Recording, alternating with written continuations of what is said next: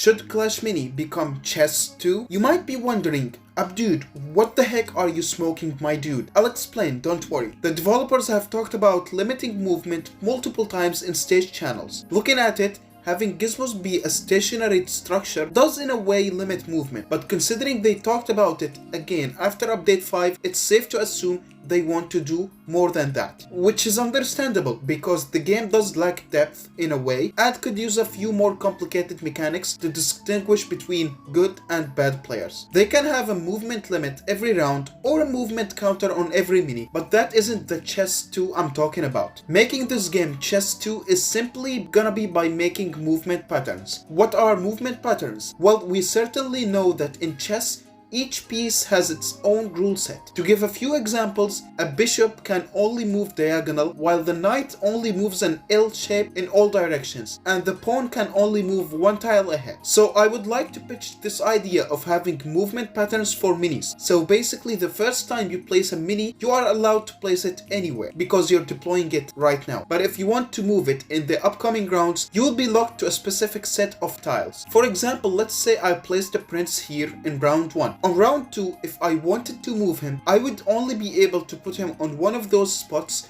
assuming he has the movement pattern similar to the knight from chess. Let's take bowler as another example, and let's say on round 2 I want to move him. I would only be able to place him on one of those tiles, assuming he got the movement pattern of a bishop. A hero, in my opinion, should have full access to any tile, no problem, as it's a special unit. Also, we don't have to necessarily follow the chess patterns, since as you can see, we only have 6 types of chess pieces compared to the 27 minis we have, which will also increase a lot after global. So here is how will this work. The blue tile is where the mini was placed on the previous round. The red tiles are the available positions for you to put your minis on. The magic archer, for example, would have an upside down triangle like the one on his shirt, which will give him a ton of horizontal movement in exchange to the risk of putting your magic archer closer to the enemy, or less placements if you want to retreat him back a tiny bit. And keeping him in the same lane would offer a mediocre reward for the mediocre risk you are taking. Archer, for another example, would get a movement pattern that resembles, for example, an arrow, which would give her more freedom moving horizontally but not much freedom vertically, which would make it a tiny bit more vulnerable to stuff like fisherman. And the guard gets a shield pattern because he needs more freedom in movement, being a melee mini, and because it makes sense. The main benefit from this idea, in my opinion, is that it would make players think for 2,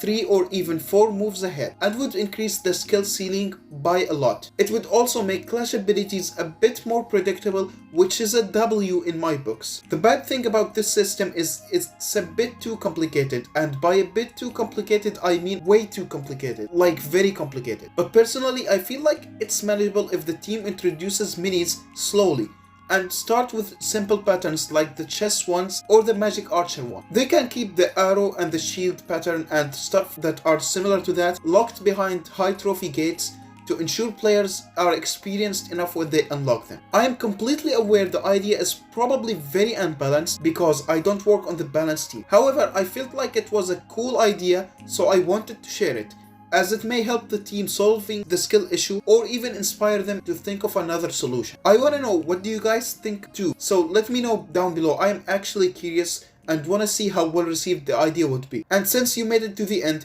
you are a real dude and deserve this special sneak peek. In update 6, they may or may not delete rerolls. Subscribe if that really made you happy.